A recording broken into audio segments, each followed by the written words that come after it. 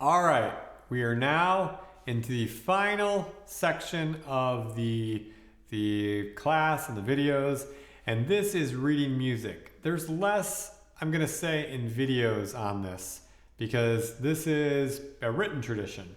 But I am going to go through things I think that will help you, and certainly for the technical aspects of the playing with classical technique. I'll show you how to do that. But I think this, for the most part, is utilized with a book that I'm going to attach. That is a free online book that I absolutely love. It's a really creative idea in the book, and you're going to go through those, 108 pages, and you'll get really good at reading music. But I have some tips inside of these next 4 weeks that I think can help you with that. So the first thing is reading music in first position is how almost all the method books work. So the guitar, the open or first position is just E, F, G, A, B, C, D, E, F, G, A, B, C, D, E, F, G. Now you know how the principles of the notes work. So these are the natural notes using the open strings on the first 3 frets of the guitar. That's a very standard way that any method book, works. There are some exceptions, but for the most part, all of them are like that. Even the earliest method books we have from the 1500s, they did it like that. So we've been doing this for a long time with that sort of principle of that's the first note that you learn. So the book that I have online, that is not my book, but it's a free book, and he sort of has a unique take on this. He plays the notes with the open strings first and then shows you how to fret the other notes. And I think it's a great way to do it. That's one way to do it. You don't have to do it that way. You can certainly use a different book. There are hundreds of method books out there. I have a method book that you can take a look at or whatever, but I think this guy's book, the book that I'm putting out there, is I think it's my favorite version of all the books I've seen. I think it's a really creative way of looking at it, and I've had really good success with it in the past few years of using it. So reading music, the first thing is these notes. So I would go through and just, now that you know how to figure out the names of the notes, I would do that first. I would figure out E, F, G, A, B, C, D, E, F, G, A, B, C, D, E, F, G. And the other thing that's really important, really important, is be able to play that without thinking about it. These notes are what you're going to use. Before you start the method book, I would practice doing this 20, 30, 100 times a day if you can. Because those are the notes that you're going to play. And the other thing I say is try to keep your fingers, you can keep your 4th finger on the 3rd fret if your reach isn't great. But if you keep your fingers in the same spot, it'll make it so much easier. Don't do this. That'll make it so your hand's jumping around, you're not in the same position, and it makes it harder to read. And then also, if you're reading something on a page of music, you have to keep your hands still so you don't, it's much harder if you're moving your hand in different positions and you have to leap. So keep your hand very still and it makes more sense.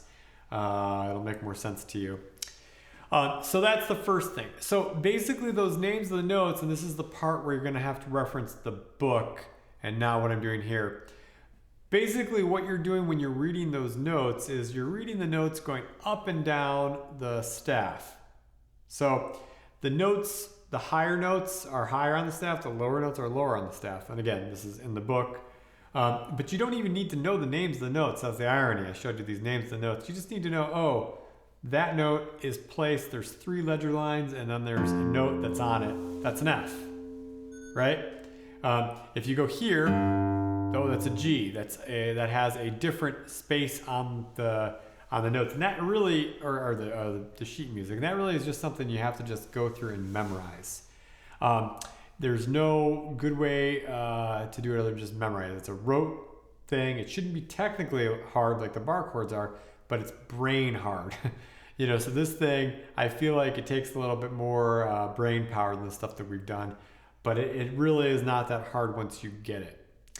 So the note names, going up and down the notes like that, that's the first thing you want to be just so comfortable with. just, you know, just really, really comfortable with. And you can try, I talked about this in week 11, you can try, and well, this is a good thing to do, don't try, just do it. You can try improvising with that first position notes. Just like you were with the pentatonic scale, right? Because if you play in any those notes in any order, they're gonna come up in some order on the music you're reading. So be more comfortable with this when you start to try to figure it out. But the names of the notes themselves aren't that important. The thing that you have to know is where they're at and where you play them, right? So practicing that through the book, using that system first will make your process of learning to read music so much easier. So really do that. I would practice that till it's comfortable before you even open the book. That will make it so everything is much more straightforward. There's no confusion about the technique as you're going on with this stuff. So the other part about reading music is rhythm. Okay, so rhythm is something that I find people struggle with more than the actual pitches. So rhythm, and again, this is in the book, but I just wanted to show you how I like to explain it. What I do is I always say, tap your foot, or you can, whatever, you can tap your fingers. We're working with just something called simple meter. We're not doing compound meter. So this click or this tap is the quarter note. And you can make that slow, or you can make it fast. You establish the quarter note, right? And then it doesn't change, okay? So quarter notes, you just play, if you're playing them on the guitar, I'm gonna la them, because it's better to try it and do with la, just going la, la, la, la, la, la, la, la. Those are quarter notes. And then half notes just get two quarter notes, so it goes la, la, la, la. And then whole notes go la, la, you get 4 beats, right? So it's just math, but it's good to practice that away from the guitar and get comfortable with it. And then dotted half notes get 3 beats, la, la, la.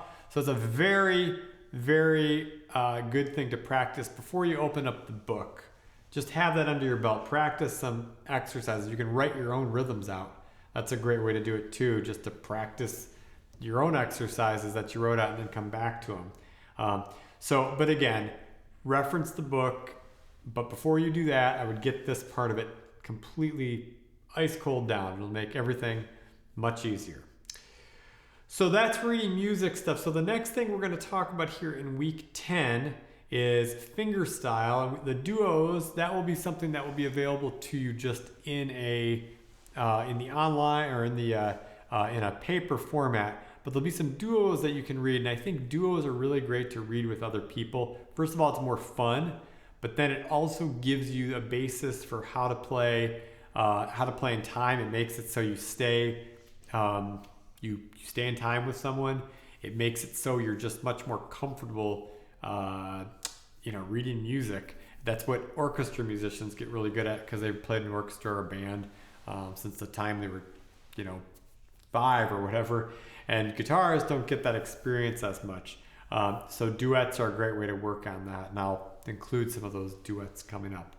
So anyways, what we'll be talking about, that concludes the week 9 stuff.